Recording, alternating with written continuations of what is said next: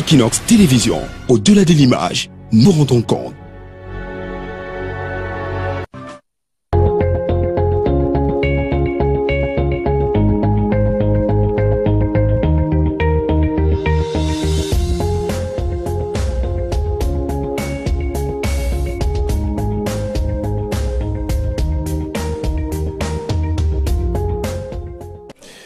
Et oui, bonjour à tous, madame, messieurs, merci d'être des nôtres encore ce jeudi. C'est la 4e édition de la semaine de la revue des Grandes Unes. Nos invités sont déjà sur ce plateau, les invités qui vont commenter, analyser, même décrypter l'actualité telle qu'elle est traitée par la presse. Mais avant, comme vous le savez, nous faisons un tour dans les kiosques avec la nouvelle expression qui parle de crise anglophone. Mission périlleuse pour Moussongué à Bamenda, c'est le grand titre du journal.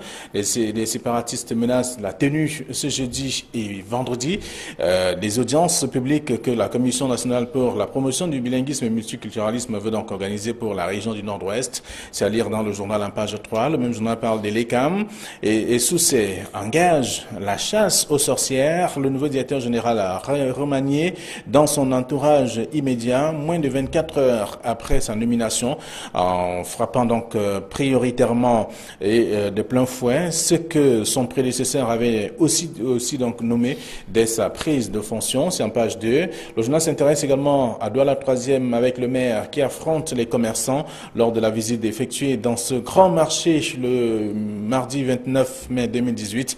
Il a sommé les commerçants donc installés sur la voie publique délibérés. Et on parlera aussi du vivre ensemble, le monument de Oumniobé et péril sur le livre le vivre ensemble. Les explications données pour justifier la destruction du chantier de construction du monument du nationaliste Ruben Oumniobé sont loin de convaincre. C'est ce qu'on lit en page 3 du journal, la nouvelle expression de ce matin. Le journal Info Matin parle de maîtrise du sommier politique. Marie-Thérèse Abiné-Ondoa rentre bredouille de la Meufoué à Conan. La descente sur le terrain du chef par intérim de la délégation permanente du comité central du RDPC pour le département a plutôt accentué la démobilisation dans les rangs du parti de Paul Biya. Péril donc sur la présidentielle 2018 au Cameroun. Et dans cette partie du pays, on parle du développement énergétique, le Cameroun à l'école cohérienne. Donc on parle bien entendu du 7e forum Corée-Cameroun sur la coopération dans le secteur de l'énergie qui s'est tenu à Yaoundé. On peut lire tout cela en page 3 et on parle également de la prévention et sécurité routière. Galabibéen en guerre contre les hors-la-loi. C'est en page 4 du journal Info Matin de ce matin. Un autre journal disponible dans les kiosques, c'est le quotidien Le Jour qui parle du barrage de Lompanga. Remous autour de la gestion de Théodore Nsangou. On parle bien entendu du ministre de l'eau et de l'énergie qui interpelle les dirigeants de Electricity Development Corporation donc sur d'éventuelles malversations financières. C'est à lire également en page 3 du journal Le Quotidien Le Jour disponible. Le journal parle également de la crise anglophone, menace sur le GCI 2018. C'est dans le numéro de ce matin. Le journal Cameroun Tribune parle de corruption avec le ras-le-bol des citoyens. D'ailleurs avec au moins 100 appels, 100 dénonciations par jour. Le numéro vert mis en place donc pour permettre aux populations de pouvoir dénoncer les exactions de la corruption est donc disponible, continue de faire également, continue de sonner. Et aujourd'hui, il est décidé de prendre des mesures aussi draconiennes pour pouvoir mettre un terme à la corruption dans les administrations camerounaises. C'est à lire dans le dossier proposé par Cameroun Tribune. D'autres informations sont également à découvrir si vous faites un tour dans les kiosques ce matin.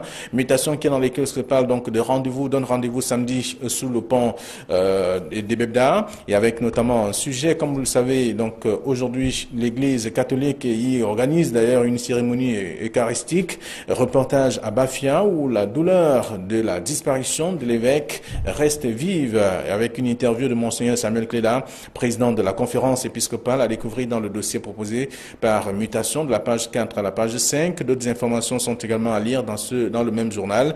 Disponible aussi. L'essentiel parle de l'Amérique des États-Unis avec Trump qui menace le monde entier carrément. Tout un dossier à découvrir dans le journal.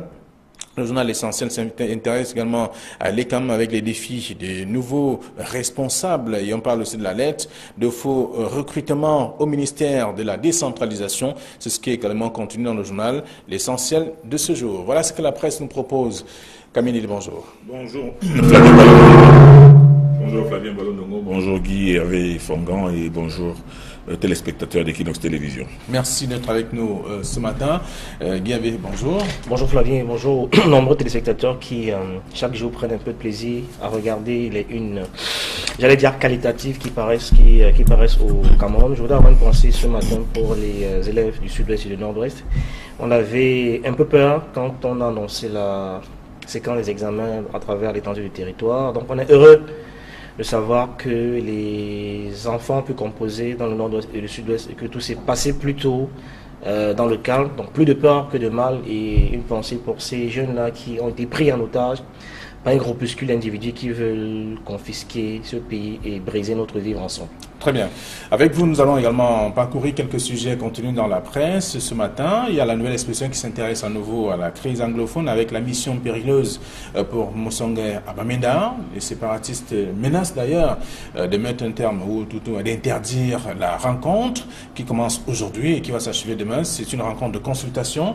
Et là, le responsable de l'église en question du cadre qui va accueillir la rencontre fait savoir qu'il reçoit des menaces depuis l'annonce même de la tenue la descente de la commission à Bamenda. En fait, le grand titre de la nouvelle expression répercute en réalité l'escalade qui continue. C'est-à-dire qu'avec ces ambazoniens qui se servent des réseaux sociaux pour balancer leurs messages, pour balancer leurs menaces et démontrer qu'ils existent, comment peut-on accepter qu'un groupuscule d'individus menace tout un pays, tout un gouvernement et estime que vous n'avez pas le droit de tenir une réunion à tel endroit parce que c'est notre territoire? Comment peut-on accepter que au moment où le monde entier est en train de parler de dialogue et que cette commission Moussongué arrive dans le Nord justement pour parler avec les gens, pour chercher à comprendre, pour chercher à obtenir certainement des sorties de crise, et que des individus de l'étranger estiment que quiconque mettra les pieds dans ce forum-là le fera à ses risques et périls. Ça devient dangereux. Mais seulement, il faudrait que les gens comprennent que le Cameroun ne peut pas continuer à accepter de vivre sous la menace de personnes qui ne représentent rien du tout, mais qui veulent tout simplement instaurer une menace, parce que cet avertissement n'est pas adressé à des personnes en particulier, elle est adressée aux multiples groupes armés. Je continue à le dire, groupes armés qui agissent chacun de son côté pour dire que bon, allez à Bamenda et puis faites fort. Or, cela n'est pas croyable, ce n'est donc pas possible. Et si maintenant, et comme c'est d'ailleurs en train d'être fait, les forces de l'ordre mettent toutes les batteries en marche pour qu'il y ait une sécurité et que ces gens tentent d'attaquer et qu'il y ait des morts, bien entendu, on va encore commencer à parler de massacres et de pogroms. Donc, moi, je pense que le pays entier est témoin de ce genre d'avertissement, de ce genre d'ultimatum qui n'est pas acceptable dans une république. Les responsables des droits de l'homme vont certainement faire des sorties au lendemain de tout cela. Alors, vous avez évoqué, et on apprend d'ailleurs que toutes les dispositions sont prises pour que la commission Moussongué, qui arrive encore, en fait, qui continue sa démarche dans la recherche de la solution à la crise anglophone. Après le sud-ouest, cette fois c'est le nord-ouest qui va accueillir cette commission. Et je suis de ceux qui pensent que l'État ne doit surtout pas fléchir, parce que ces ambazoniens prennent de plus en plus des libertés à un degré assez effrayant. On ne peut pas, de manière aussi ouverte, menacer un gouvernement. Ça veut dire qu'on est en train de toucher le fond. Quand je vois les messages du genre d'ailleurs c'est un Christiano qui se présente comme le porte-parole de l'Amazonie, qui de manière ouverte menace les autorités et menace les parents en indiquant que les gens qui se rendront à cette grande palabre, parce qu'en fait c'est ça qu'il s'agit, c'est une grande palabre, parce que ce qu'on ne dit pas aux gens, c'est que quand Peter Mafani Moussongué a quand même été nommé par le président, après cette crise-là, à la tête d'une commission qui s'appelle multiculturalisme et bilinguisme. Donc il s'agit davantage de dialogue. Comment est-ce que l'État va continuer à dialoguer avec des gens qui ne veulent pas dialoguer? C'est quand même, je vais dire que ça me semble assez surréaliste. Et plus le temps passe, on a l'impression que les choses sont en train de s'empirer. Et il faut absolument que, je le dis très régulièrement, que l'État prenne ses responsabilités. Cette grande palabre doit se tenir, comme ils l'ont indiqué. Parce que rappelez-vous que le SIF a été obligé de délocaliser son congrès pour les mêmes raisons. Parce que les Ambazoniens ils ont de plus en plus une capacité de nuisance qui est redoutable. Pour le SIF, qui est dans son fief à Bamenda, fut obligé de délocaliser son propre congrès. Ça veut dire que il y a peut-être qu'on les a sous-estimés et que maintenant il faut qu'on saisisse le taureau par les cornes. Si cette grande palabre ne se tient pas au Presbyterian Church, comme annoncé précédemment, et que Peter Mafane Moulougan soit obligé de délocaliser, ça veut dire que ce serait une victoire pour cela et on assisterait à un État qui est à genoux, ce qui ne mettrait, j'allais dire, ce qui ne rendrait service à personne de savoir que l'État est à genoux face à cette situation. Donc il faut que ce meeting se tienne de manière à l'endroit indiqué et à l'heure indiquée et que l'État rassure les populations qui sont menacées. Les gens pourront rester chez eux parce qu'ils ont peur des représailles après cet événement. La simple délocalisation va tout au moins... La simple localisation, pour moi, serait un indicateur de l'incapacité de l'État à tenir ses promesses et ses engagements, et ce serait une victoire de l'Amazonie. Très bien. Ce qu'on le veut surtout. Les terroristes tentent d'intimider Moussongé, c'est ce que la presse dit également. Ils tentent d'intimider Moussongé, mais moi je pense que les ONG et les gouvernements étrangers qui parlent toujours de dialogue, prendront acte de cette menace contre le dialogue. Parce que ce que Moussongé est en train de faire avec sa commission, c'est une amorce de dialogue, c'est un appel au dialogue. Et ce dialogue commence d'abord par les Camerounais. Maintenant, après, on verra bien qui viendra parler au nom de l'Amazonie, parce qu'ils parlent de dialogue, on parle de dialogue. Mais comment donc peut-on dialoguer avec des gens qui interdisent le dialogue, menacent... Aujourd'hui, il ne se cache plus. Chris Arnaud fait un message à visage découvert.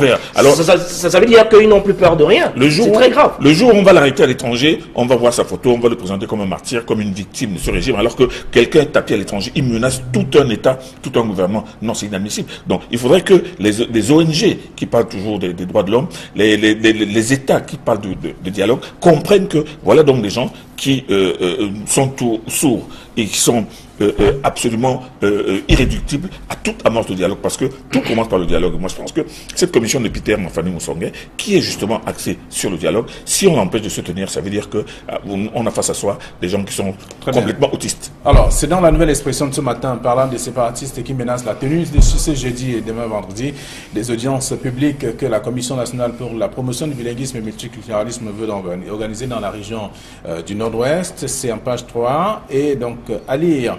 À lire également dans ce même journal, on parle de l'ECAM avec Essoussé qui engage la chasse aux sorcières. Le nouveau directeur général a remanié dans son entourage immédiat, moins de 24 heures après sa nomination, en frappant, bien entendu, ou prioritairement de plein fouet, ce que son prédécesseur avait aussi nommé dès sa prise de fonction. On va dire que c'est un principe qui est courant dans l'administration publique, dans notre environnement, et moi je comprends l'attitude du nouveau directeur de l'ECAM, parce qu'on est dans une année, j'allais dire, qui est très très sensible. C'est une année qui est structurante pour l'avenir de ce pays, où on a, au même moment, avec la même année, on a les élections les plus structurantes de l'avenir du pays, où on aura la même année les présidentielles, les sénatoriales, les législatives, les municipales. C'est ce genre d'événement qui arrive une fois tous les 25 ans.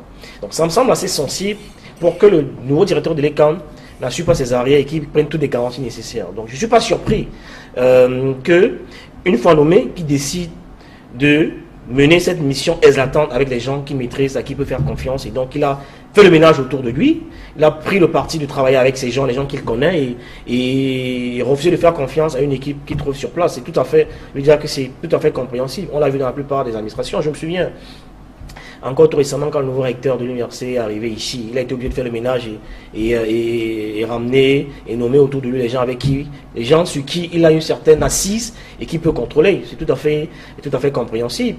Et ça se voit même au niveau des microcosmes quand on va à la plus petite échelle. Chaque fois que quelqu'un est nommé à une poste de responsabilité, qu'il a des obligations, des objectifs à atteindre, il préfère y aller avec des gens qui peuvent comprendre sa vision et l'accompagner et ne pas lui mettre des bâtons dans les roues. Mais ici, c'est manière une autre façade. C'est quelqu'un qui maîtrise bien la maison depuis plusieurs années. C'est raison de plus pour lui, d'identifier tous ceux qui peuvent l'empêcher d'atteindre son objectif. C'est encore plus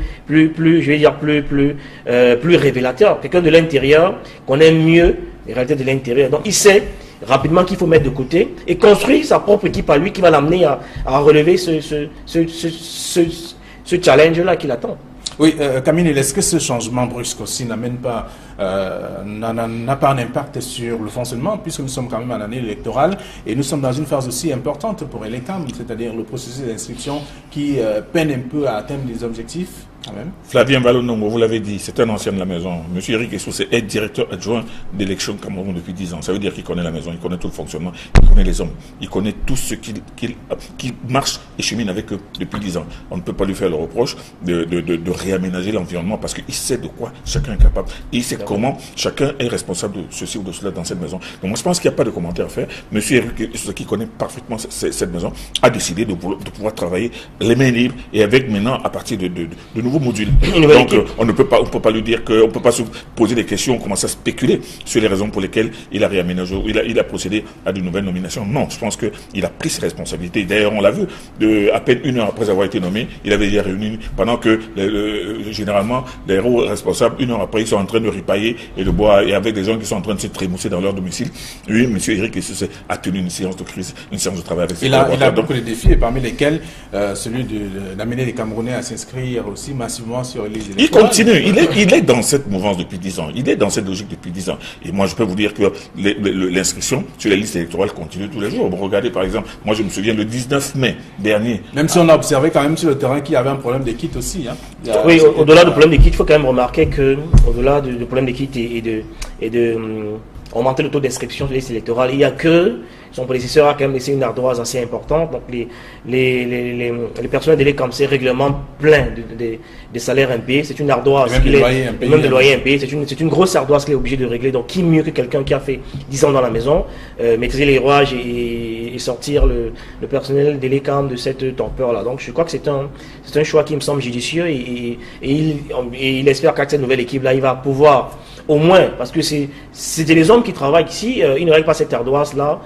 Parce qu'il y a quand même un défi à relever en termes d'inscription pour légitimer la victoire entre guillemets du nouveau président, du président Paul Biya. Donc plus les gens s'inscrivent et plus la victoire du président sera légitime. Donc il a d'abord un des préalables. Un journal l'a présenté comme étant le nouveau joker de Paul Biya. Voilà, donc un des préalables pour mobiliser les troupes, c'est-à-dire le personnel, ce sera d'abord de régler l'ardoise de ceux-là qui réclament plusieurs arrêts de salaire, plusieurs mois de salaire impayés, qui se déploie à nouveau sur le terrain et amène les gens à s'inscrire. Il devrait peut-être commencer par là. Non, moi je pense que Eric s'est inscrit tout simplement dans la continuité de ce qu'il a à faire. C'est-à-dire que l'inscription des gens sur les listes électorales, parce que les gens, il ne suffira pas seulement aux partis politiques de demander aux personnes de s'inscrire, mais il est quand même à son rôle à jouer. Et moi je peux vous dire que, regardez le 19 mai, j'étais en train de vous dire que le 19 mai, à la veille de la fête du 20 mai, il y avait à Bonabéry, en plein cœur de Mambanda, à l'intérieur de Mambanda, une ville dans la ville de Douala, il y avait Eric qui était en place sous le contrôle de M. Paul Mundoki, de la mairie de Douala 4e.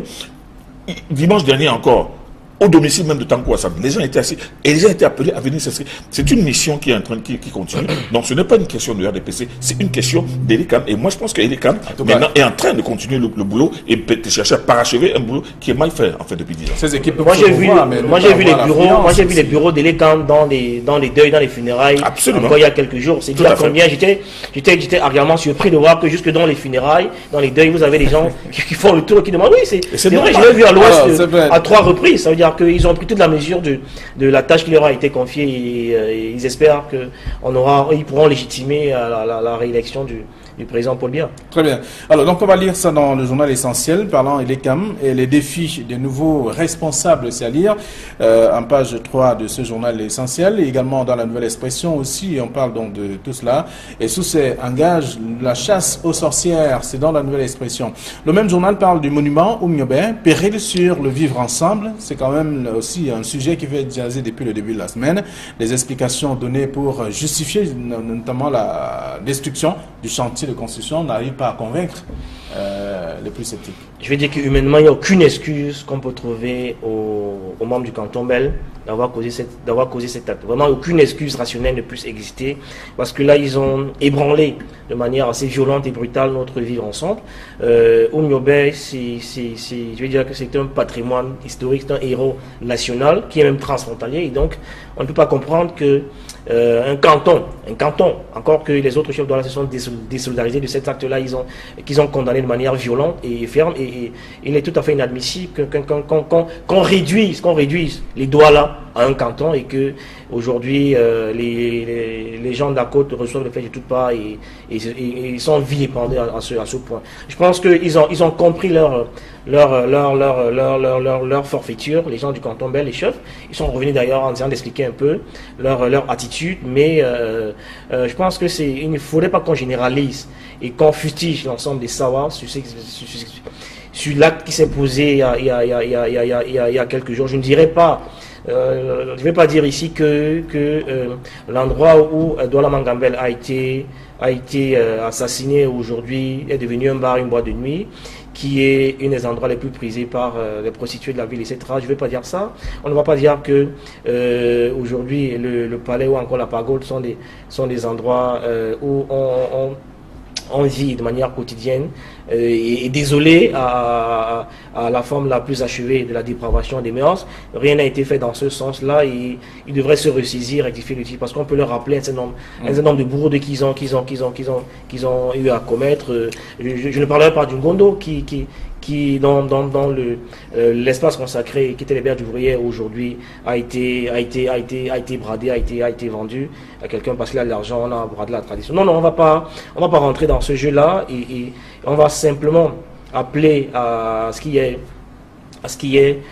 une construction de la nation, parce que ce type d'attitude permet de détruire la construction d'une nation. On est plutôt dans un état et ça ne rassure pas. Est-ce que dit un journal Sa Presse, par exemple, le journal Sa Presse qui fait savoir que le canton belge a jeté un pavé dans la mare? Oui, parce que il y a aussi, peut-être qu'on ne le dit pas suffisamment, ce que certains appellent le principe d'antériorité. Et je me suis laissé dire qu'il y a une demande pour ériger une stèle de Douala Mangambel qui avait été longtemps introduite, qui n'a pas abouti, et que quelques temps après, ils ont découvert qu'on voulait leur ériger une stèle pour Omiobé. Bon, on ne comprend pas très bien aussi pourquoi est-ce que cette demande n'a jamais abouti, même si on n'est pas d'accord avec ce qu'ils ont posé comme acte le week-end dernier. On ne comprend pas pourquoi est-ce que le gouvernement n'a pas répondu de manière favorable à ce qu'il y ait une stèle pour Douala Mangambel. Camille Nélé, on parle de vivre ensemble, carrément, aussi bien que partant de l'acte qui a été posé samedi. Flavien Valou-Nongo, on agite le prétexte de vivre ensemble pour créer ce que moi j'appelle une tempête dans un verre de vin. J'ai l'impression que les gens sont saoufs, ils ont bu du vin, ils sont noyés dans un verre de vin et ils racontent n'importe quoi. Parce que je suis sidéré aujourd'hui que les gens condamnent, les gens accusent sans savoir. Les gens condamnent sans avoir entendu qui que ce soit. Qui est allé voir le roi Bel pour lui poser des questions? Qui est allé voir le délégué du gouvernement Toné?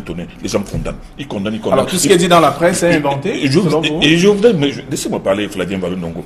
Qu'est-ce qui se passe? Parce que les gens ne sont jamais demandé qu'est-ce qui s'est passé exactement.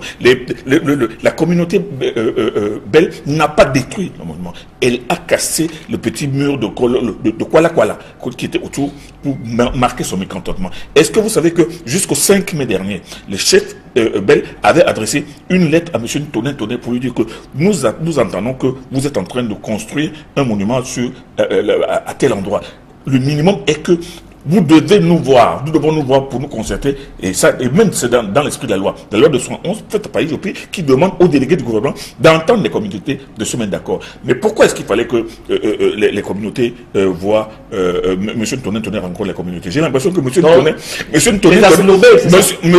Toné ignore lui-même que cet endroit où est posé le monument, ou alors il le sait, il les a snobés, est un ancien cimetière. C'est là que se trouvait le cimetière Ndjonjo. En dessous, c'est les morts et des ossements qui sont là. On a rasé ce cimetière pour le mettre un peu. Non, mais c'est révélé au grand jour parce que attendez, laissez-moi terminer. Il y a plusieurs choses qui sont érigées. Le problème n'est pas de choses qui sont érigées, c'est un ancien cimetière. Faut-il mettre une stèle pour un homme qui est lui-même héritier du combat de Douala Mangambel au-dessus d'un premier cimetière? Première question. Deuxième question, savez-vous que à cet endroit où se trouve ce monument-là, où on devait poser ce monument, il y a un courant de haute tension qui passe. Le problème des chefs Bel était de pouvoir s'accorder. Non, Flavien Valou-Nongo, écoutez, d'abord de se mettre d'accord avec monsieur le délégué pour lui dire que Si nous voulons faire quelque chose pour M. Oumniobé, parce qu'ils n'ont rien contre Oumniobé, il faut que nous nous mettions d'accord, pour que nous vous indiquions, que nous nous mettions d'accord sur un site. Mais ce site-là n'est pas approprié. Et renseignez-vous, cet endroit-là est un endroit extrêmement accidentogène. Il y a énormément d'accidents dans cet endroit-là. Et cette stèle, telle qu'elle est placée, elle peut créer d'autres accidents. Alors, ce que je veux vous dire, personne n'a entendu les chefs de Bonapriso. Personne n'a entendu les chefs de Bonapriso qui sont frustrés par des actes d'expropriation. Savez-vous que la cité des douanes qui est tout à côté là, c'était un terrain de Belles qui a été pris par l'administration pour construire la cité des douanes. Elle a été rasée aujourd'hui. On est en train d'ériger la cité du Centenaire. Qui l'a érigée? Au nom de qui? Est-ce que c'est pour la terre appartient à l'État? Non, laissez tout ça. La terre appartient à l'État. Maintenant, les bâtiments administratifs qui sont à Bounandio, qui avaient été expropriés par l'administration, aujourd'hui, ils sont vendus à des particuliers. C'est toujours l'État qui estime que c'était de cause d'utilité publique, maintenant c'est d'utilité privée. Donc moi je pense qu'il faut que les gens comprennent. Et moi je pense que là aujourd'hui, le chef Bell va faire une communication pour faire comprendre aux gens que ce n'est pas une question de tribalisme, ce n'est pas une question d'outrage à Oumniobé, encore qu'ils savent très bien que Oumniobé n'est que l'héritier du combat de Rodolphe Dormangueba. Mais il faut qu'on arrête de parler de tribalisme. On arrête d'affirmer, comme l'a affirmé un confrère aussi sérieux que Edmond Kenga Konchou, pour qui j'ai beaucoup de respect, qui dit que les explications données ne convainquent personne. Ne convainquent données par qui? Lui qui a écrit. Il a rencontré le prince de la Mangabel, le prince de la Belle. Il a rencontré le directeur. Il a ses sources quand même. Non, c'est pas une question de source. Le journaliste recoupe. Il recoupe auprès des acteurs. Moi, je dis que ce qui est en train d'être fait aujourd'hui, c'est un mauvais procès. Mais un procès maintenant qui se transforme en une espèce de vecteur de haine. Alors, Guy, et ça, c'est pas sérieux. On va quand même parler, même s'il estime que ce n'est pas je voudrais dire, le monument qui a été détruit, en construction encore, mais quand même, tout ce qui encadre au moins le monument fait partie de ce monument-là. Détruire ça de cette façon, c'est quand même aussi regrettable, non? Vous voulez dire que c'est un acte de vandalisme, simplement?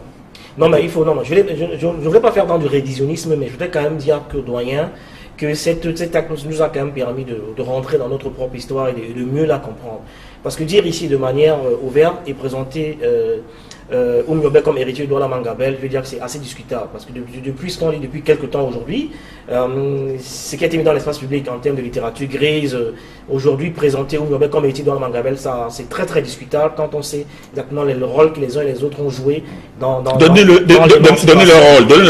l'émancipation de ce pays. On pourra en parler, ça nous prendra au moins. Non, ça ne prendra pas des heures. Parce que moi j'ai entendu quelqu'un dire que Douala Mangabel est mort pour le plateau. Attendez, pour le plateau, et Douala Mangabel est Oumniobé pour le Cameroun. Non. Je dis qu'au moment où Douala Mangabel était pendu, c'était pour le Cameroun, pour Cameroun-Stade. Et Oumniobé qui est mort 44 ans plus tard, est mort aussi pour le Cameroun. Ne dites pas que Oumniobé est plus que Douala Mangabel. Ce sont des héros. Ce sont des gens qui avaient une autre héritier de Douala. Mais héritier dans la lutte pour la liberté, pour la dignité, pour la préservation de leur territoire. Dans le journal, il ne faut pas faire ce genre de comparaison à la droite. Je voulais, sans déterrer les faucilles, je voulais simplement questionner les faits, les interroger pour indiquer que cet acte du week-end dernier aurait pu avoir des dégâts collatéraux incommensurables. Est-ce que vous savez que le même samedi, il y a une bande de jeunes de commandos qui étaient décidés à aller mettre le feu à la chefferie ce jour-là. Donc, nous, c'était l'intervention de quelques leaders politiques dont je préfère, qui sont rentrés à scène, qui sont entrés en scène juste ayant eu l'information. Pour le citer Sambaka et quelques autres. Pour les neutraliser, bon, on va les dire Sambaka et quelques-uns, oui. Ils seraient allés mettre le feu à la chefferie du canton. Et j'aurais fait quoi? Ça veut dire non, justement, ce type d'étude aurait d'autres incidences et créer des dégâts collatéraux que vous et moi on ne peut pas, mais on saurait mesurer aujourd'hui. Donc il faut dire que ce type d'attitude est irresponsable et sans l'honneur parce que Kouroussé, ils étaient prêts à aller mettre le feu, ils étaient motivés à le faire. Et s'il avait posé cet acte, imaginez les représailles, la réplique, etc. Le vrai responsable, c'est Tonnet qui jusqu'à présent n'a pas voulu rencontrer le chef Bell pour dire que je veux faire ça. Est-ce que je peux trouver un endroit? Il ne l'a pas fait. Jusqu'à présent, et personne ne l'a rencontré. Il n'a dit rien à personne. Et ça devient une histoire tribale dans laquelle on insulte même tous les chefs de Douala. J'ai lu ici, avec effroi, la contribution de M. Achille Mbébé, qui a carrément insulté tous les chefs de Douala en disant que c'est des idiots. Alors quand un intellectuel comme celui-là structure-là se permet ce genre de réponse, ça veut dire que le débat s'est enfoncé très très loin. Non, le débat s'est enfoncé. Je n'ai jamais rien lu d'aussi violent. Moi, je me mettrais tous les chefs dans la d'idiot depuis la nuit des temps. Vous permettez qu'on passe à autre chose? J'ai jamais rien lu d'aussi violent. Merci bien. Alors, donc on va lire ça dans la nouvelle expression et bien d'autres tabloïds, en tout cas qui s'intéressent à cette actualité. La nouvelle expression parle de monument de Oumyobé, péril sur le vivre ensemble. Et là, on parle des explications données pour justifier la situation qui n'arrive pas à convaincre. Simplement, le reporter s'est limité à ce niveau. Donc, je laisse le soin au lecteur d'aller découvrir. C'est en page 3. On va dire autre chose. On va dire un mot sur Mutation qui parle de rendez-vous, qui donne rendez-vous pour samedi sur le pont de Bebda. Vous vous souvenez encore ce qui s'est passé là-bas, avec bien entendu le dessert, cette petite phrase « Je suis dans l'eau » de Monseigneur Benoît Bala. Je fais partie des quelques personnes qui ont quitté Douala pour aller à Ebebda. Je suis arrivé la veille, j'avais été envoyé en mission spéciale par le PDG de la Nouvelle Expression, du groupe Equinox Nouvelle Expression. Je suis arrivé la veille, j'ai été, non seulement j'ai posé des questions à tout Ebebda, j'ai été jusqu'à Bafia, j'ai été parfois pour essayer de comprendre. Et à mon retour, j'étais là au moment où on sortait le cadavre de Monseigneur Bala de l'eau. Un an après, on ne sait toujours rien. On se contente toujours de cette formule qu'il est mort par noyade. Est-ce qu'il s'est noyé? L'a-t-on noyé? On ne l'a toujours pas dit. L'autopsie ne l'a pas dit. Ça reste un véritable mystère. Mais toujours est-il qu'un an après, l'Église catholique est en train de se soutenir, donne rendez-vous aux gens sur le pont de Bebda. Mais je peux vous dire que cette histoire reste un point noir dans l'Église catholique au Cameroun, parce qu'il faudrait que les gens comprennent, sachent. Mais jusqu'à présent, un an après, rien ne nous dit encore quoi que ce soit sur la mort de ce prélat qui, comme vous l'avez dit, a laissé comme dernier message: je suis dans l'eau. Alors je suis dans l'eau. Est-ce que je suis allé dans l'eau moi-même, ou bien est-ce que moi j'étais dans l'eau? Voilà. Donc l'Église catholique organise donc une cérémonie eucharistique avec un reportage à Bafia dans le journal Mutation, et également l'interview de Monseigneur Samuel Feda, président de la conférence épiscopale. Moi qui ai été socialisé dans le moule de l'Église catholique, vous comprendrez mon inconfort. Parce que la vérité, ce qui se passe ici, on a noyé un assassinat de manière assez grossière. Ça fait un an, jour pour jour, et personne ne nous a dit exactement ce qui s'est passé. Et je pense que quand dans un pays on assiste à ce genre de choses, on a envie de croire qu'on est dans un état nature au sens de Jean-Jacques Rousseau. Parce que si dans un pays les avocats sont violentés, les avocats qui sont considérés dans des pays sérieux comme des seigneurs, comme des gens à qui on ne touche pas facilement, sont violentés de manière ouverte, où les hommes de Dieu sont assassinés sans que ça n'émeut personne, ça veut dire qu'on est en plein dans l'état de nature au sens de Jean-Jacques Rousseau. Et souvenez-vous de l'homélie lors de la dernière, la messe de revoir de Monseigneur Bala. Des révélations assez fracassantes avaient été faites, et dans laquelle l'Église nous disait même qu'ils connaissent les causes et les coupables, et que le ver est dans le fruit. Et jusqu'aujourd'hui, on n'en sait pas grand-chose. Nous autres fidèles qui allons régulièrement à l'Église catholique, on est très embarrassés, parce qu'il y a eu plusieurs sons de cloche autour de cette affaire qui ne nous rassurent pas. Certains auraient pu, pour avoir entendu des sons assez discordants, parce qu'on aurait pu voir leur foi ébranlée, parce qu'il s'est dit un certain nombre de choses quand même au sujet de Monseigneur Bala, pas possible qu'on s'en trouble de sa mort, évoquant un certain nombre de pratiques auxquels ils étaient habitués dans ce clergé-là. Donc c'est à l'Église de clarifier cette situation et nous aider à comprendre cet état de choses. Donc là, on est restés tous sur notre faim. Moi, je m'attendais, après l'homélie, à un véritable électrochoc, à ce que au moins il y ait des mesures, des sanctions fortes qui soient prises. Aujourd'hui, on a comme vous, les prélats cherchent également à comprendre réellement ce qui s'est passé. Sauf que durant l'homélie, ils nous ont fait croire qu'ils savaient ce qui s'est passé. Si vous vous souvenez de l'homélie de Monseigneur Bala, la dernière messe, ils semblaient dire qu'ils savaient exactement ce qui s'est passé, qu'ils attendaient, qu'ils donnaient quelques jours au gouvernement pour se prononcer. Mais jusqu'aujourd'hui, un an après, on n'est pas sorti de l'auberge. Voilà. Donc, merci.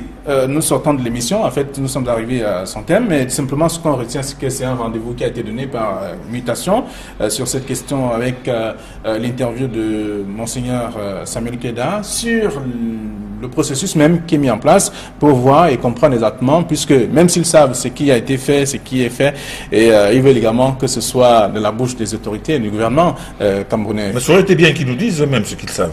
Ça aurait été bien, comme ça aurait permis, comme dit Guy Hervé Fongan, de raviver la foi de certains, la foi qui a été absolument bousculée. Ça nous aurait rassuré, parce qu'on nous a dit un certain nombre de choses en termes de pratiques courantes au sein de l'Église, nous qui peuvent ébranler nous autres notre mais foi. Flavien Ballon, et ça nous rassure pas. Prospérer ce genre de rumeurs. Je ne rien dire. C'est laisser prospérer ce type de rumeurs qui ne nous rassure pas. J'ai aussi la nette impression, Guy Hervé Fongan, que les gens vont certainement commémorer les 1 an de la mort de Monseigneur Mbala, mais ils ont oublié que 5 jours avant la mort de Monseigneur Mbala, un autre prêtre de l'église, de Bafia toujours, avait été retrouvé mort dans sa chambre. On a oublié cela. Monseigneur Mbala venait à peine de l'enterrer, que 5 jours plus tard, lui-même était trouvé mort. Donc, il y a eu 2 morts à Bafia. On parle de Monseigneur Mbala parce que ça a été la mort la plus spectaculaire et la plus inexplicable. Mais l'autre aussi, personne ne revient sur les circonstances assez troubles. Encore que d'aucuns ont tenté de lier les 2 morts. Il y en a beaucoup qui les ont laisser prospérer la rumeur, c'est laisser les fidèles catholiques que nous sommes dans l'impasse et ça ne rassure pas. Très bien, merci à vous chers messieurs. Alors la suite c'est dans les kiosques ce matin. Vous avez la possibilité d'aller vous procurer ces différents tabloïds et être parfum de l'actualité. Bonne journée à vous, bon retour à vos différentes rédactions. Demain ce sera la dernière de la semaine. Au revoir.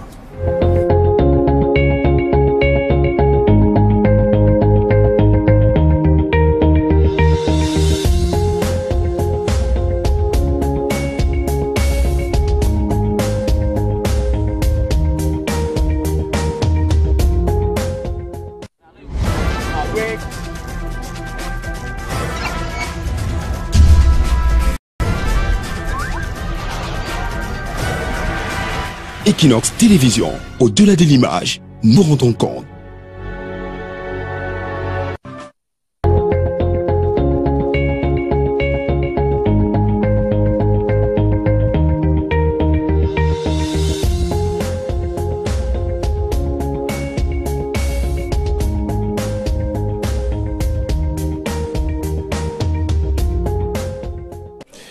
Eh oui, bonjour à tous, madame, messieurs, merci d'être des nôtres encore ce jeudi. C'est la 4e édition de la semaine de la revue des Grandes Unes. Nos invités sont déjà sur ce plateau, des invités qui vont commenter, analyser, même décrypter l'actualité telle qu'elle est traitée par la presse. Mais avant, comme vous le savez, nous faisons un tour dans les kiosques avec la nouvelle expression qui parle de crise anglophone. Mission périlleuse pour Moussongue à Bamenda, c'est le grand titre du journal.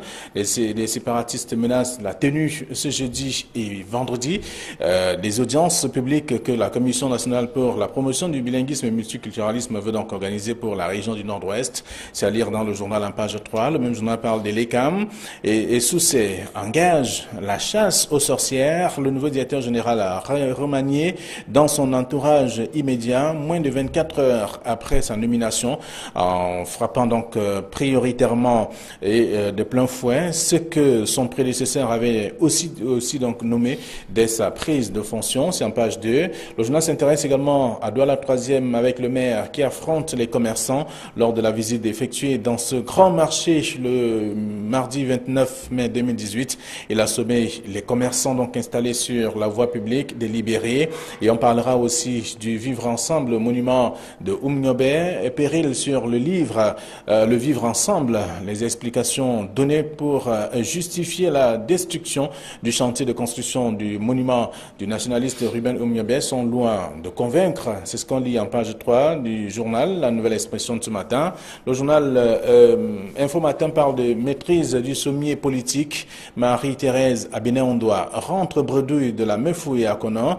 La descente sur le terrain du chef par intérim de la délégation permanente du comité central du RDPC pour le département a plutôt accentué la démobilisation dans les rangs du parti de Paul Biya. Péril donc sur la présidentielle 2018 au Cameroun.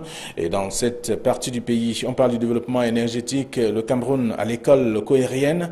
Donc on parle bien entendu du 7e forum Corée-Cameroun sur la coopération dans le secteur de l'énergie qui s'est tenu à Yaoundé.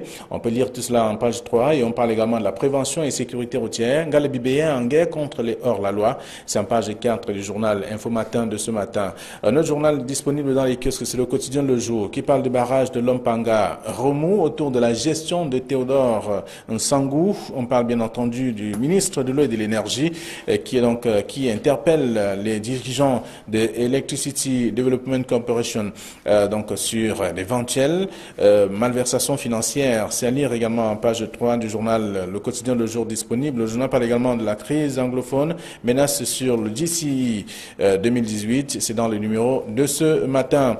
Le journal Cameroun Tribune parle de corruption avec le ras-le-bol des citoyens. D'ailleurs, avec au moins 100 appels, 100 dénonciations par jour. Le numéro vert mis en place pour permettre aux populations de pouvoir dénoncer les exactions de la corruption est donc disponible, continue de faire également, continue de sonner. Et aujourd'hui, il est décidé de prendre des mesures aussi draconiennes pour pouvoir mettre un terme à la corruption dans les administrations camerounaises. C'est à lire dans le dossier proposé par Cameroun Tribune. D'autres informations sont également à découvrir si vous faites un tour dans les kiosques ce matin. Mutation qui est dans les kiosques parle donc de rendez-vous, donne rendez-vous samedi sous le pont des Bebda. Et avec notamment un sujet, comme vous le savez, aujourd'hui l'église catholique y organise d'ailleurs une cérémonie eucharistique. Reportage à Bafia où la douleur de la disparition de l'évêque reste vive, avec une interview de Monseigneur Samuel Cléda, président de la conférence épiscopale, à découvrir dans le dossier proposé par Mutation de la page 4 à la page 5. D'autres informations sont également à lire dans le même journal. Disponible aussi. L'essentiel parle de l'Amérique des États-Unis avec Trump qui menace le monde entier carrément. Tout un dossier à découvrir dans le journal. Le journal Essentiel s'intéresse également à l'ECAM avec les défis des nouveaux responsables. Et on parle aussi de la lettre de faux recrutement au ministère de la décentralisation. C'est ce qui est également contenu dans le journal L'Essentiel de ce jour. Voilà ce que la presse nous propose. Camille, bonjour. Bonjour. Bonjour Flavien Ballon-Dongo, bonjour Guy Hervé Fongan et bonjour téléspectateurs d'Equinox Télévision. Merci d'être avec nous ce matin. Guy Hervé, bonjour. Bonjour Flavien, bonjour aux nombreux téléspectateurs qui chaque jour prennent un peu de plaisir à regarder les unes, j'allais dire qualitatives qui paraissent au Cameroun. Je voudrais avoir une pensée ce matin pour les élèves du sud-ouest et du nord-ouest. On avait un peu peur quand on a annoncé la séquence des examens à travers l'étendue du territoire. Donc on est heureux de savoir que les enfants peuvent composer dans le nord-ouest et le sud-ouest et que tout s'est passé plutôt dans le calme, donc plus de peur que de mal, et une pensée pour ces jeunes-là qui ont été pris en otage par un groupuscule d'individus qui veulent confisquer ce pays et briser notre vivre ensemble. Très bien. Avec vous, nous allons également parcourir quelques sujets contenus dans la presse ce matin. Il y a la nouvelle expression qui s'intéresse à nouveau à la crise anglophone avec la mission périlleuse pour Mosongue Abamenda. Les séparatistes menacent d'ailleurs de mettre un terme ou d'interdire la rencontre qui commence aujourd'hui et qui va s'achever demain. C'est une rencontre de consultation. Et là, le responsable de l'église en question du cadre qui va accueillir la rencontre fait savoir qu'il reçoit des menaces depuis l'annonce même de la tenue la descente de la commission à Bamenda. En fait, le grand titre de la nouvelle expression répercute en réalité l'escalade qui continue. C'est-à-dire qu'avec ces ambazoniens qui se servent des réseaux sociaux pour balancer leurs messages, pour balancer leurs menaces et démontrer qu'ils existent, comment peut-on accepter qu'un groupuscule d'individus menace tout un pays, tout un gouvernement et estime que vous n'avez pas le droit de tenir une réunion à tel endroit parce que c'est notre territoire? Comment peut-on accepter que au moment où le monde entier est en train de parler de dialogue et que cette commission Mosongue arrive dans le nord justement pour parler avec les gens, pour chercher à comprendre, pour chercher à obtenir certainement des sorties de crise, et que des individus de l'étranger estiment que quiconque mettra les pieds dans ce forum-là le fera à ses risques et périls. Ça devient dangereux. Mais seulement, il faudrait que les gens comprennent que le Cameroun ne peut pas continuer à accepter de vivre sous la menace de personnes qui ne représentent rien du tout, mais qui veulent tout simplement instaurer une menace, parce que cet avertissement n'est pas adressé à des personnes en particulier, elle est adressée aux multiples groupes armés. Je continue à le dire, groupes armés qui agissent chacun de son côté pour dire que bon, allez à Bamenda et puis faites fort. Or, cela n'est pas croyable, ce n'est donc pas possible. Et si maintenant, et comme c'est d'ailleurs en train d'être fait, les forces de l'ordre mettent toutes les batteries marchent pour qu'il y ait une sécurité et que ces gens tentent d'attaquer et qu'il y ait des morts, bien entendu, on va encore commencer à parler de massacres et de pogroms. Donc, moi, je pense que le pays entier est témoin de ce genre d'avertissement, de ce genre d'ultimatum qui n'est pas acceptable dans une république. Les responsables des droits de l'homme vont certainement faire des sorties au lendemain de tout cela. Alors, vous avez évoqué, et on apprend d'ailleurs que toutes les dispositions sont prises pour que la commission Moussongué, qui arrive encore, en fait, qui continue sa démarche dans la recherche de la solution à la crise anglophone, après le sud-ouest, cette fois c'est le nord-ouest qui va accueillir cette commission. Et je suis de ceux qui pensent que l'État ne doit surtout pas fléchir, parce que ces Amazoniens prennent de plus en plus des libertés à un degré assez effrayant. On ne peut pas, de manière aussi ouverte, menacer un gouvernement. Ça veut dire qu'on est en train de toucher le fond. Quand je vois les messages du genre d'ailleurs c'est un Chris Sanou qui se présente comme le porte-parole de l'Amazonie, qui de manière ouverte menace les autorités et menace les parents en indiquant que les gens qui se rendront à cette grande pala, parce que en fait c'est ça qu'il s'agit, c'est une grande pala, parce que ce qu'on ne dit pas aux gens, c'est que quand Peter Mafani Moussongué a quand même été nommé par le président, après cette crise-là, à la tête d'une commission qui s'appelle multiculturalisme et bilinguisme. Donc il s'agit davantage de dialogue. Comment est-ce que l'État va continuer à dialoguer avec des gens qui ne veulent pas dialoguer? C'est quand même, je vais dire que ça me semble assez surréaliste. Et plus le temps passe, on a l'impression que les choses sont en train de s'empirer. Et il faut absolument que, je le dis très régulièrement, que l'État prenne ses responsabilités. Cette grande palabre doit se tenir, comme ils l'ont indiqué. Parce que rappelez-vous que le SIF a été obligé de délocaliser son congrès pour les mêmes raisons. Parce que les Amazoniens ils ont de plus en plus une capacité de nuisance qui est redoutable. Au point, le SIF, qui est dans son fief à Bamenda, fut obligé de délocaliser son propre congrès. Ça veut dire que ces gars, peut-être qu'on les a sous-estimés et que maintenant il faut qu'on saisisse le taureau par les cornes. Si cette grande palabre ne se tient pas au Presbyterian Church, comme annoncé précédemment, et que Peter Mafani Moussongué soit obligé de délocaliser, ça veut dire que ce serait une victoire pour cela et on assisterait à un État qui est à genoux, ce qui ne mettrait, j'allais dire, ce qui ne rendrait service à personne, savoir que l'État est à genoux face à cette situation. Donc il faut que ce meeting se tienne de manière à l'endroit indiqué et à l'heure indiquée et que l'État rassure les populations qui sont menacées. Les gens pourront rester chez eux parce qu'ils ont peur des représailles après cet événement. La simple délocalisation va tout au moins... La simple localisation pour moi serait un indicateur de l'incapacité de l'État à tenir ses promesses et ses engagements, et ce serait une victoire de l'Amazonie. Très bien. Ce qu'on ne veut surtout les terroristes tentent d'intimider Moussongué, c'est ce que la presse dit également. Ils tentent d'intimider Moussongué, mais moi je pense que les ONG et les gouvernements étrangers qui parlent toujours de dialogue, prendront acte de cette menace contre le dialogue. Parce que ce que Moussongué est en train de faire avec cette commission, c'est une amorce de dialogue, c'est un appel au dialogue. Et ce dialogue commence d'abord par les Camerounais. Maintenant, après on verra bien qui viendra parler au nom de l'Amazonie, parce qu'ils parlent de dialogue, on parle de dialogue. Mais comment donc peut-on dialoguer avec des gens qui interdisent le dialogue, menacent... Aujourd'hui, il ne se cache plus. Chris Arnaud fait un message à visage découvert.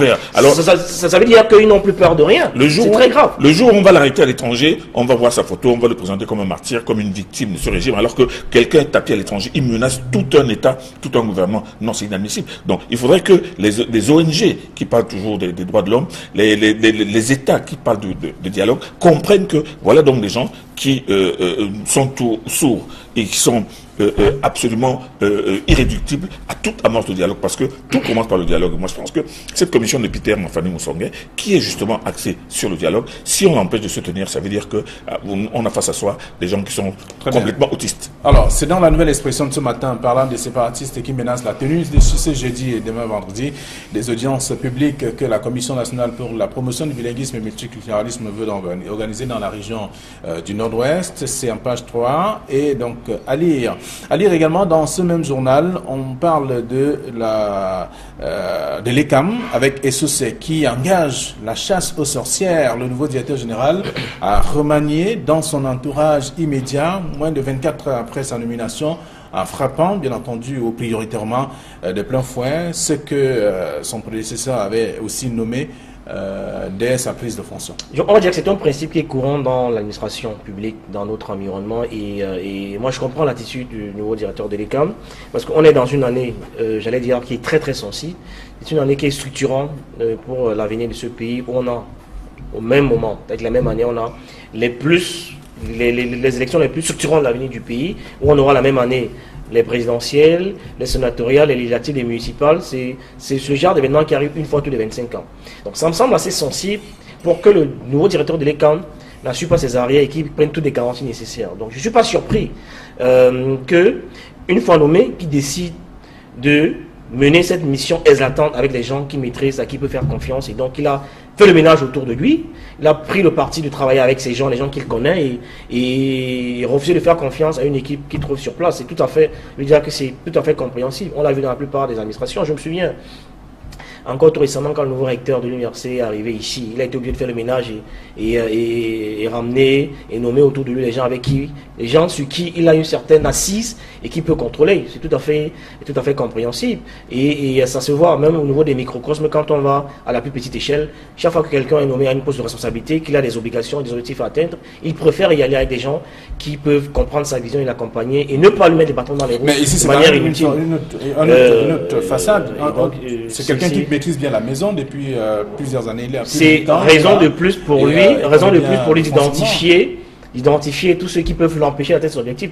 C'est encore plus je vais dire plus révélateur. Quelqu'un de l'intérieur connaît mieux les réalités de l'intérieur. Donc il sait rapidement qu'il faut mettre de côté et construire sa propre équipe à lui qui va l'amener à relever ce challenge-là qui l'attend. Oui, Camille, est-ce que ce changement brusque aussi n'a pas un impact sur le fonctionnement, puisque nous sommes quand même en année électorale et nous sommes dans une phase aussi importante pour l'ECAM, c'est-à-dire le processus d'inscription. Ils sont vilipendés à ce point. Je pense qu'ils ont compris leur forfaiture, les gens du canton Bel, les chefs. Ils sont revenus d'ailleurs en essayant d'expliquer un peu leur attitude, mais je pense que il ne faudrait pas qu'on généralise et qu'on fustige l'ensemble des savoirs sur l'acte qui s'est posé il y a quelques jours. Je ne dirais pas, je ne vais pas dire ici que l'endroit où Douala Mangambel a été assassiné aujourd'hui est devenu un bar, une boîte de nuit, qui est un des endroits les plus prisés par les prostituées de la ville, etc. Je ne vais pas dire ça. On ne va pas dire que aujourd'hui le palais ou encore la pagode sont des endroits où on vit de manière quotidienne et désolé à la forme la plus achevée de la dépravation des mœurs. Rien n'a été fait dans ce sens-là et ils devraient se ressaisir, rectifier le tir parce qu'on peut leur rappeler un certain nombre de bourreaux qu'ils ont eu à commettre. Je ne parlerai pas d'une Gondo qui dans l'espace consacré qui était les berges d'ouvriers aujourd'hui a été bradé, a été vendu à quelqu'un parce qu'il a de l'argent, on a bradé la tradition. Non, on va pas rentrer dans ce jeu-là et on va simplement appeler à ce qui est une construction de la nation, parce que ce type d'attitude permet de détruire la construction d'une nation. On est plutôt dans un état. Alors, ça ne rassure pas. Est-ce que dit un journal Sa Presse, par exemple, le journal Sa Presse qui fait savoir que le canton Bel a jeté un pavé dans la mare? Oui, parce que il y a aussi, peut-être qu'on ne le dit pas suffisamment, ce que certains appellent le principe d'antériorité. Et je me suis laissé dire qu'il y a une demande pour ériger une stèle de Douala Mangambel qui avait été longtemps introduite, qui n'a pas abouti, et que quelques temps après, ils ont découvert qu'on voulait leur ériger une stèle pour Omiobé. Bon, on ne comprend pas très bien aussi pourquoi est-ce que cette demande-là n'a jamais abouti, même si on n'est pas d'accord avec ce qu'ils ont posé comme acte le week-end dernier. On ne comprend pas pourquoi est-ce que le gouvernement n'a pas répondu de manière favorable à ce qu'il y ait une stèle pour Douala Mangambel. Camille Nélé, on parle de vivre ensemble, carrément, aussi bien que partant de l'acte qui a été posé samedi. Flavien Balunongo, on agite le prétexte de vivre ensemble pour créer ce que moi j'appelle une tempête dans un verre de vin. J'ai l'impression que les gens sont sous, ils ont bu du vin, ils sont noyés dans un verre de vin et ils racontent n'importe quoi. Parce que je suis sidéré aujourd'hui que les gens condamnent, les gens accusent sans savoir. Les gens condamnent sans avoir entendu qui que ce soit. Qui est allé voir le roi Bel pour lui poser des questions? Qui est allé voir le délégué du gouvernement Toné? Les gens condamnent. Ils condamnent. Alors tout ce qui est dit dans la presse est inventé. Laissez-moi parler, Flavien Balunongo. Qu'est-ce qui se passe? Parce que les gens ne sont jamais demandé qu'est-ce qui s'est passé exactement. La communauté Bel n'a pas détruit le monument. Elle a cassé le petit mur de Kuala Kuala qui était autour pour marquer son mécontentement. Est-ce que vous savez que jusqu'au 5 mai dernier, les chefs Bell avait adressé une lettre à M. Ntoné pour lui dire que nous entendons que vous êtes en train de construire un monument à tel endroit. Le minimum est que vous devez nous voir, nous devons nous voir pour nous concerter, et même c'est dans l'esprit de la loi de 71, faite par l'IGP, qui demande aux délégués du gouvernement d'entendre les communautés, de se mettre d'accord. Mais pourquoi est-ce qu'il fallait que les communautés voient M. Ntoné rencontre les communautés? J'ai l'impression que M. Ntoné ignore lui-même que cet endroit où est posé le monument, ou alors il le sait, il les a snobés, est un ancien cimetière. C'est là que se trouvait le cimetière Ndjonjo. En dessous, c'est les morts et des ossements qui sont là. On a rasé ce cimetière pour le mettre un peu. Non, mais c'est révélé au grand jour parce que attendez, laissez-moi terminer. Il y a plusieurs choses qui sont érigées. Le problème n'est pas de choses qui sont érigées. C'est un ancien cimetière. Faut-il mettre une stèle pour un homme qui est lui-même héritier du combat de Douala Mangabel au-dessus d'un premier cimetière? Première question. Deuxième question. Savez-vous que à cet endroit où se trouve ce monument-là, où on devait poser ce monument, il y a un courant de haute tension qui passe. Le problème des chefs belges était de pouvoir s'accorder. Non, Flavien Vallon, écoutez, mais était boulot d'abord de se mettre d'accord avec M. le délégué pour lui dire que si nous voulons faire quelque chose pour M. Oumniobé, parce qu'ils n'ont rien contre Oumniobé, il faut que nous mettions d'accord, pour que nous vous indiquions, que nous mettions d'accord sur un site. Mais ce site-là n'est pas approprié. Et renseignez-vous, cet endroit-là est un endroit extrêmement accidentogène. Il y a énormément d'accidents dans cet endroit-là. Et cette stèle, telle qu'elle est placée, elle peut créer d'autres accidents. En ce que je veux vous dire, personne n'a entendu les chefs. Qui peinent un peu à atteindre les objectifs. Même. Flavien Vallonongo, vous l'avez dit, c'est un ancien de la maison. Monsieur Eric Essoussé est directeur adjoint d'élection Cameroun depuis 10 ans. Ça veut dire qu'il connaît la maison, il connaît tout le fonctionnement, il connaît les hommes, il connaît tout ce qui marche et chemine avec eux depuis 10 ans. On ne peut pas lui faire le reproche de réaménager l'environnement parce qu'il sait de quoi chacun est capable. Et il sait comment chacun est responsable de ceci ou de cela dans cette maison. Donc moi je pense qu'il n'y a pas de commentaire à faire. Monsieur Eric Essoussé, qui connaît parfaitement cette maison, a décidé de pouvoir travailler les mains libres et avec maintenant, à partir de nouveaux modules.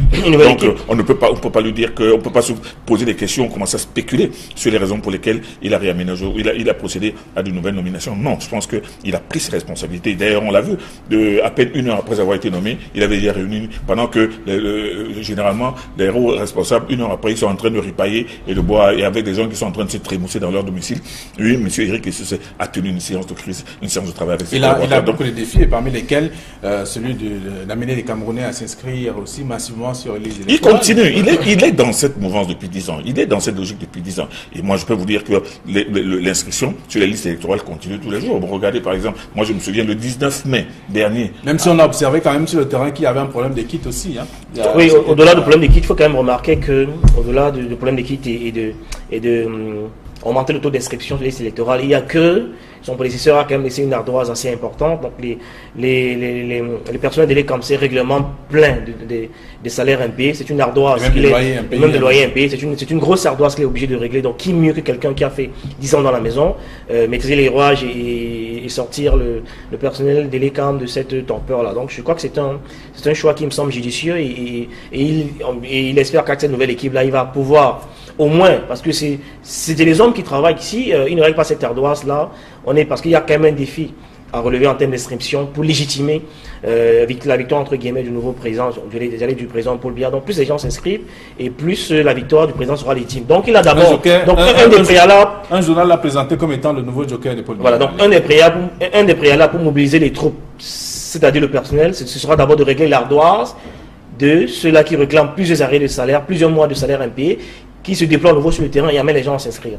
Il devrait peut-être commencer par là. Non, moi je pense que Eric s'est inscrit tout simplement dans la continuité de ce qu'il a à faire. C'est-à-dire que l'inscription des gens sur les listes électorales, parce que les gens, il ne suffira pas seulement aux partis politiques de demander aux personnes de s'inscrire, mais il est quand même à son rôle à jouer. Et moi je peux vous dire que, regardez le 19 mai, j'étais en train de vous dire que le 19 mai, à la veille de la fête du 20 mai, il y avait à Bonabéry, en plein cœur de Mambanda, à l'intérieur de Mambanda, une ville dans la ville de Douala, il y avait Eric qui était en place sous le contrôle de M. Paul Mundoki, de la mairie de Douala 4e. Dimanche dernier encore, au domicile même de Tanko Hassan. Les gens étaient assis et les gens étaient appelés à venir s'inscrire. C'est une mission qui est en train qui continue. Donc ce n'est pas une question de RDPC, c'est une question d'Elikam. Et moi je pense qu'Elikam maintenant est en train de continuer le boulot et de chercher à parachever un boulot qui est mal fait en fait depuis 10 ans. Ces équipes moi j'ai vu les bureaux d'Elikam dans les deuils, dans les funérailles. Absolument. Encore il y a quelques jours. C'est dire combien j'étais agréablement surpris de voir que jusque dans les funérailles, dans les deuils, vous avez des gens qui font le tour et qui demandent oui, c'est vrai, je l'ai vu à l'Ouest à 3 reprises. Ça veut dire qu'ils ont pris toute la mesure de la tâche qui leur a été confiée et ils espèrent qu'ils pourront légitimer la réélection du président Paul Biya. Très bien. Alors, donc on va lire ça dans le journal Essentiel, parlant Elikam et les défis des nouveaux responsables, c'est à lire en page 3 de ce journal Essentiel, et également dans la Nouvelle Expression aussi, on parle donc de tout cela. Et sous ces engage la chasse aux sorcières, c'est dans la Nouvelle Expression. Le même journal parle du monument Oumniobé, péril sur le vivre ensemble. C'est quand même aussi un sujet qui veut être jasé depuis le début de la semaine. Les explications données pour justifier notamment la destruction du chantier de construction n'arrive pas à convaincre les plus sceptiques. Je vais dire qu'humainement, il n'y a aucune excuse qu'on peut trouver aux membres du canton Bel d'avoir causé cet acte. Vraiment, aucune excuse rationnelle ne puisse exister, parce que là, ils ont ébranlé de manière assez violente et brutale notre vivre ensemble. Oumniobé, je vais dire que c'est un patrimoine historique, c'est un héros national qui est même transfrontalier, et donc on ne peut pas comprendre que un canton, encore que les autres chefs de la se sont désolidarisés de cet acte-là, qu'ils ont condamné de manière violente et ferme, et il est tout à fait inadmissible qu'on réduise les doigts là à un canton, et que aujourd'hui les gens de la côte reçoivent le fait de toutes parts, et